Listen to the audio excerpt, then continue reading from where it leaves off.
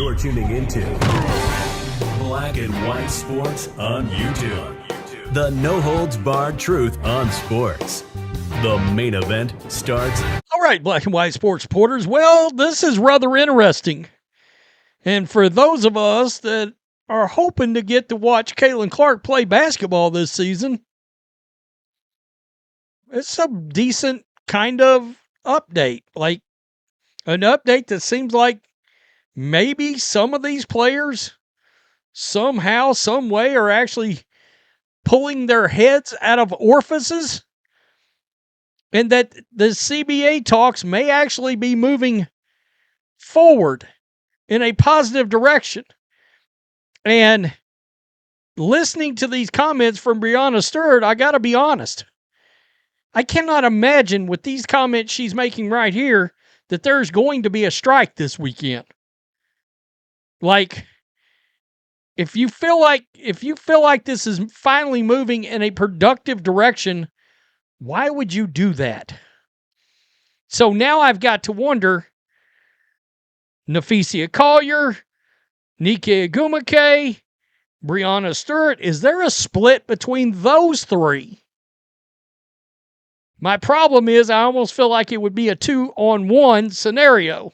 And of course, I bring those three names up because they're prominently in the players' union. They're on the committee. One's the president, and the other two are vice presidents. Make sure you like. Make sure you hit the subscribe. Make sure you're still subscribed.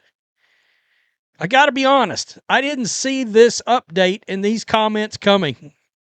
I didn't. But we are here. So, New York Liberty star Breanna Stewart has been one of the most important people to listen to when it comes to ongoing negotiations between the WNBA League office and the Players Association for the next CBA. Stewart is the vice president of the WNBA Players Association. Okay, we all know that. But the league office rectified, it's going to, let's see. Oh, they were talking about a stalemate between the league. Of course, the league did not submit a proposal for 6 weeks because, well, they didn't want to. And I don't blame them, all right? The WNBA players submitted one, and they didn't bother to respond because they were like, are you kidding me? No. But the league rectified it with a proposal that was sent at the beginning of February following a meeting between the two parties. At least they rectified the silence between them, as the new proposal was still not up to the players' standards.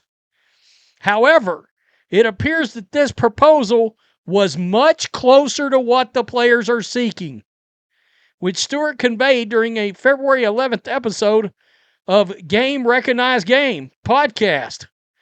Quote, the CBA proposal that we got, there's movement. We got traction.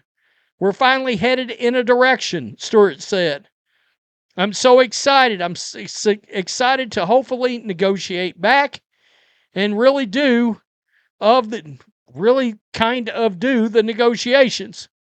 But unfortunately, it's been 18, 17 months and we haven't negotiated.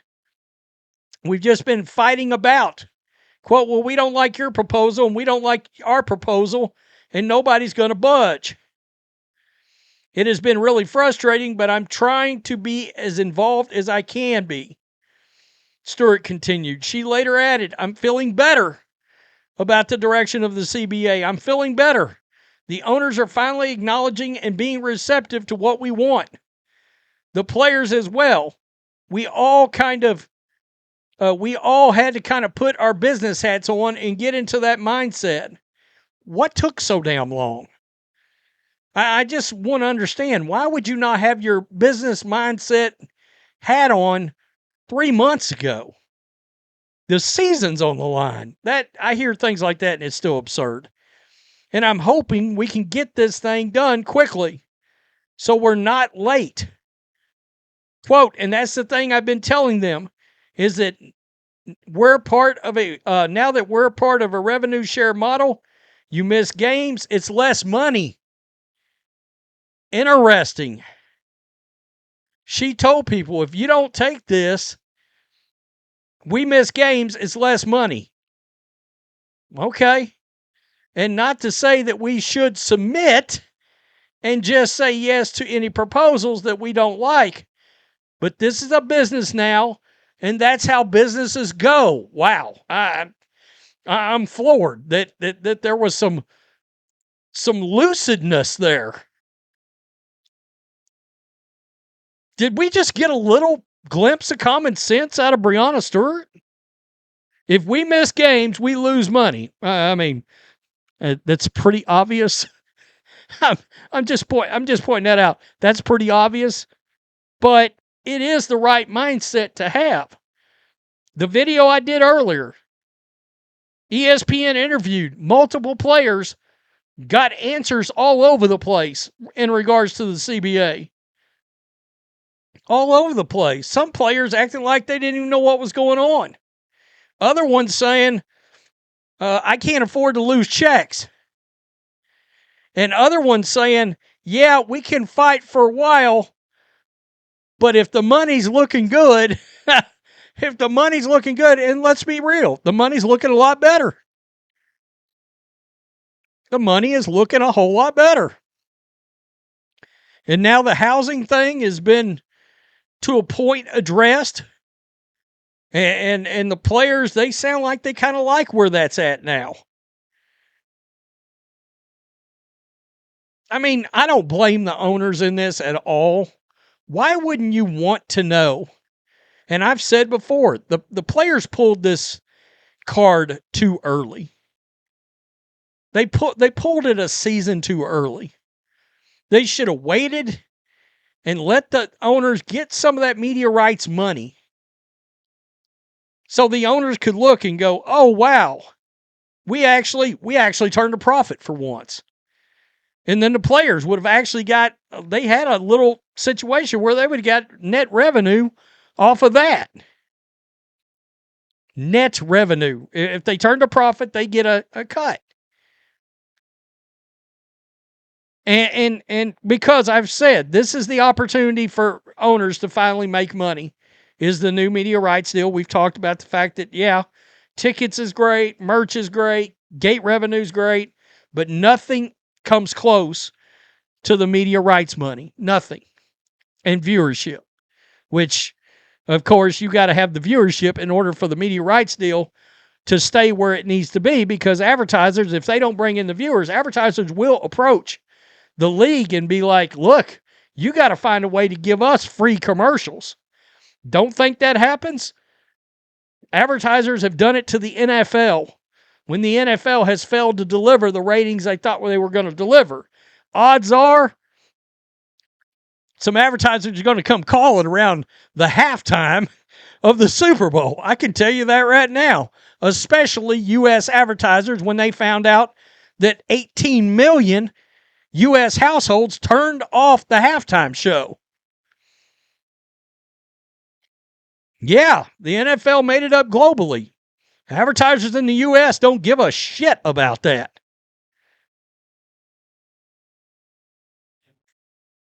That's where all this is tied together. I mean, you gotta, the owners have propped up the league for so long. They want to make sure it's not a blip on the radar. They want some stability. And the players should want some stability. The problem is you got so many players at the tail end of their careers, and they're trying to make a bunch of money real fast. Well, it's probably not going to happen. You're probably going to have to make a bunch of money real fast with Project B. I think that's why you're seeing Nike Agumake go to Project B. She's at the very end of her career. She's going over there trying to make a couple of mil. I don't know, but that, I've got to admit, that's about the most surprising positive update coming from the player side. The problem is, it doesn't sound like all these players are on the same wavelength as to how positive this is. Because Agumake just went down to meet with Athletes Unlimited. And those players down there, and it doesn't sound like they were much on board with the proposal that they got. That's the other interesting part we're going to have going forward is going to be watching players potentially start calling each other out in public. It's already really happening, but eventually names are going to start being attached to some of that. Not anonymous sources. Tell me what you think. Peace. I'm out. Till next time. Thanks for watching the show. Be sure to like, comment, and subscribe. Be sure to tune in next time on Black and White Sports.